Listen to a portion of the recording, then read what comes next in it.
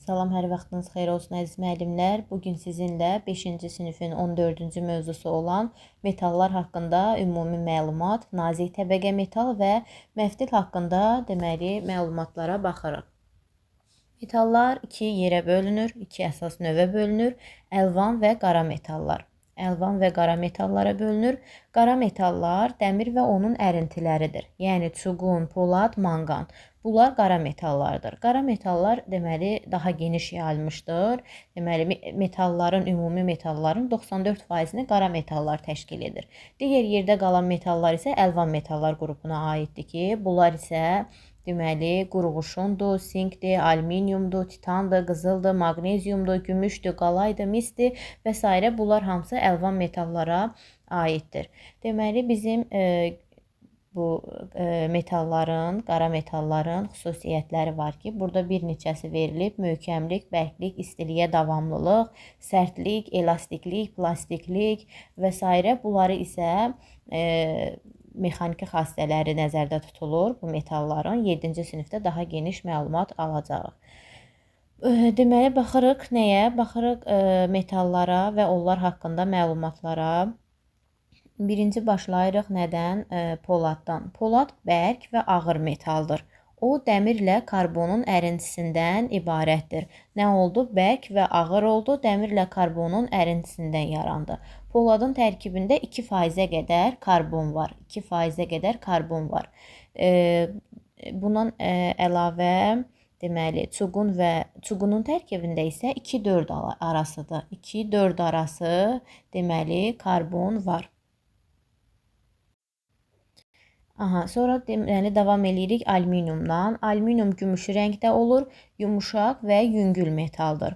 Alüminium gümüşü rəngdədir, yumuşaqdır və yüngüldür. Hara getdi bunun ya? Alüminium ən geniş yayılmış əlvan metallar qrupuna aiddir. Gümüşü rəngdədir, dedik, yumuşaqdır və yüngüldür. Sonra baxırıq nəyə? Dralüminiuma. Dralüminium alüminiumla misin ərintisindən yaranır. 7-ci sinifdə maqnezium və sink də əlavə olunub. Alüminium, mis, maqnezium, sink. Aviasiyada, yüngül işlərdə istifadə edilir dralüminiumdan. Sonra misə baxırıq. Mis qırmızımtıl rəngli ağır metaldır. 7-ci sinifdə isə nisbətən yumuşaq qırmızımtıl metaldır. Elektromexanikada. Elektrotexnikada istifadə olunan latundur. Elektromexanikada istifadə olunan misdir. Mexanika, mis, m hərfləri ilə yadda saxlamaq olar. Sonra baxırıq nəyə? Baxırıq latuna. Latun misin sinklə və başqa metallarla birləşməsindən yaranır. Misin sinklə birləşməsindən sarı rəngə malikdir. Dedik ki, elektrotexnikada cərəyan keçirici kimi latundan istifadə olunur. Bu haqqında danışdığımız metallar nazik təbəqə metallara aiddir. Nazik təbəqə metal qalınlığı 2 mm-ə qədər olan metal vərəqələrə deyilir. Nə oldu? Qalınlığı 2 mm-ə qədər olan 2023-cü ildə miqə düşmüş suallardan biridir. Qalınlığı 0,2-0,5 mm-ə qədər olan nazik təbəqəli polada tənəkə deyilir. 2 mm-ə qədər olan metal vərəqəyə nazik təbəqə metal deyildi. 0,2-0,5 mm-ə qədər olan nazik təbəqəli polada isə tənəkə deyilir. İndi baxırıq ağ tənəkəyə. Ağ tənəkə nazik qalay təbəqə ilə örtülmüş tənəkəyə deyilir. Örtüyü olmayan tənəkəyə isə qara tənəkə deyilir. Sink təbəqəsi ilə örtülmüş polada isə sinklənmiş tənəkə deyilir. Ağ tənəkədən ən çox konserv bankalarında istifadə olunur. Harda? Konserv bankalarında. Nazik təbəqə metal prokat dəzgahlarının köməyi ilə alınır. Baxın, prokat dəzgahlarının köməyi ilə alınır. Bu zaman, baxın, burada şəkli var. Metal təbəqənin alınması. Bizi dəqiq qeyd eləyək bunu. Birincisi, baxın, bu pəstahımızdır. Şəkil 2-də olan vallardır. Bunlar vallardır. Bunlar isə diyircəklərdir. Bu aradakı nazik təbəqə həmin o valların, diyircəklərin köməyi ilə alınır. Nə oldu? Nazik təbəqə metal prokat dəzgahlarının köməyi ilə alınır. Lazımi qalınlıq alınana qədər həmin pəstahımız valların arasından keçirilir. İndi baxırıq məftilə. Məftil en kəsiyi, dairəvi, kvadrat və üçbucaq şəklində olan metal sapdır. Nə oldu? En kəsiyi, dairəvi, kvadrat, üçbucaq şəklində olan metal sapdır. Məftil polad, alüminium, mis, latundan hazırlanır. Polad, alüminium, mis və latundan hazırlanır məftillərimiz. Məftil prokat üsulu ilə prokat dəzgahlarında fırlanan vallar arasında alınır. Baxın, şəkil A-da verilmişdir. Bu prokat dəzgahlarının köməyi ilə alınmasıdır. Bu zaman fırlanan valların arasında keçirilir həmin məftil lazımi qalınlıq alınana qədər. Buna katanka deyilir. Katankanın en kəsiyinin diametri 5 mm-dən artıq olur. Az olmur, çox olmur, yəni artıq olur. Necə yazılıb o şəkildə də yadda saxlamaq lazımdır. Biz daha nazik məftil əldə eləmək istəyiriksə, bu zaman o katankanı, prokat üsulu ilə əldə etdiyimiz katankanı çəkmə üsulu ilə, baxın, daha nazik məftil üçün çəkici dəzgahlarda katankadan çəkmə üsulu ilə alınır. Burada isə baxın, aldığımız o məftili çəkici dəzgahlara salınır, katankadan çəkmə üsulu ilə daha nazik məftil alınır. Məftillərdən elektrik naqilləri, mismar, şurğu, pərçim, yay və bir çox başqa məmulatlar əldə etmək olar. Bir də diqqət eləyəcəyimiz bir məqam var ki, əgər bizdən soruşsa ki, nazik təbəqə metal harda əldə olunur? Nazik təbəqə metal prokat dəzgahlarında metalı soruşursa, amma nazik təbəqə məftili soruşsa çəkici dəzgahlarda. Çünki məftili ilk öncə prokat dəzgahından alıb daha naziyini əldə eləmək istəyirdiksə, bu zaman çəkici dəzgahlara salırdıq. Təhlükəsizlik qaydalarına da nəzər yetirək. Yalnız saz alətlə işləmək lazımdır. Məngənədə pəs daha etibarlı bərkitməliyik. İşləyən şəxsin arxasında dayanmaq olmaz. Alətləri iş versakının kənarına qoymaq olmaz. Əymə zamanı sol əli əymə yerinə yaxın tutmaq olmaz. Daha sonra keçid edirik 15-ci mövzumuza, metal ilə işləmək üçün iş yeri, alətlər və tərtibatlar. Bu iş yeri deməli oluncaq üçün, yəni xarrat məmulatları üçün iş zamanı da var idi.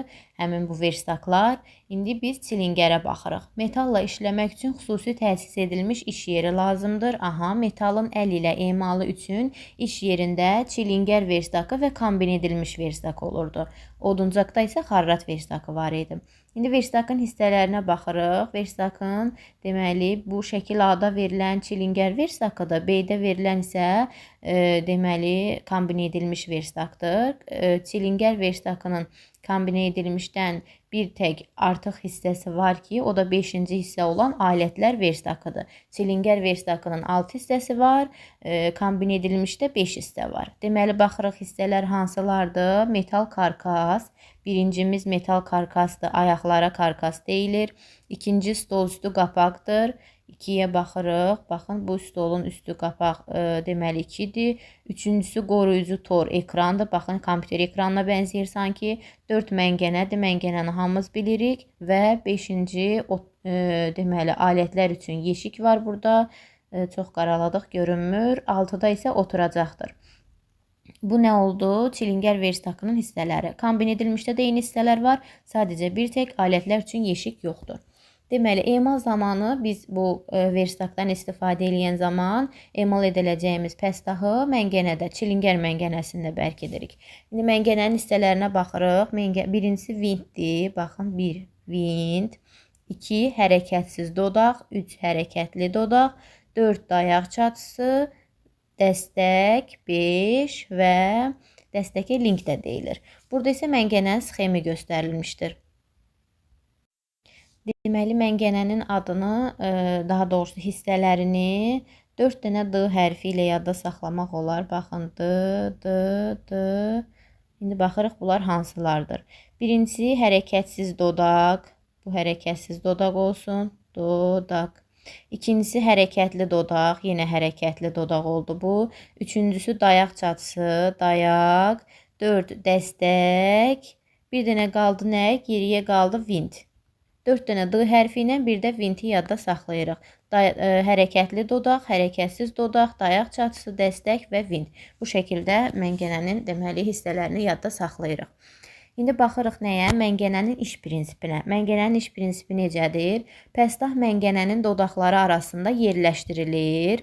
Dəstək saat əqrəbi istiqamətində fırlananda işlək fein pəstahı hərəkət edən dodaqlar arasında sıxır.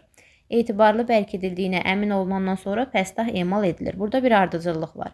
İndi birinci ardıcılığa baxın. Birinci, pəstahı məngənənin dodaqları arasında yerləşdiririk. 1. Sonra dəstəyi saat əqrəbi istiqamətində fırladırıq. 2. Fırlananda vint pəstahı hərəkət edən dodaqlar arasında sıxır. Bu 3. Etibarlı bərkidildiyinə əmin olandan sonra da pəstahımızı emal edirik. Bu da 4. Deməli, bizdən məngənənin iş prinsipini soruşsa, bunu deyirik. Amma yox, soruşsa ki, məngənənin sxemində nə təsvir olunub? Baxın, bu məngənənin sxemidir. Burada nə təsvir olunubdur? Burada təsvir olunan hərəkətin bir halqadan digərinə ötürülməsidir. Baxın, hərəkətin bir halqadan digərinə, yəni dəstəkli vintdən, bax bu dəstəkli vintdən deməli hərəkətli dodağa ötürülməsinə nə deyilir? Məngənənin sxemində göstərilən deməli məlumatdır bu. Deməli, metalın emalı üçün Verstaqdan başqa digər alət və tərtibatlar var. Bu alət və tərtibatlar oduncaqla işləmək üçün tərtibatlardan bəziləri eynidir. Məsəl üçün, xəttkeş var, bucaqlıq var. Daha sonra kəlbətin, orada da var idi, çəkic, kerner, burğular. Bunlar hamısı nə idi? Oduncaq ilə işləmək üçün tərtibatlara, daha doğrusu alətlərə də aid idi.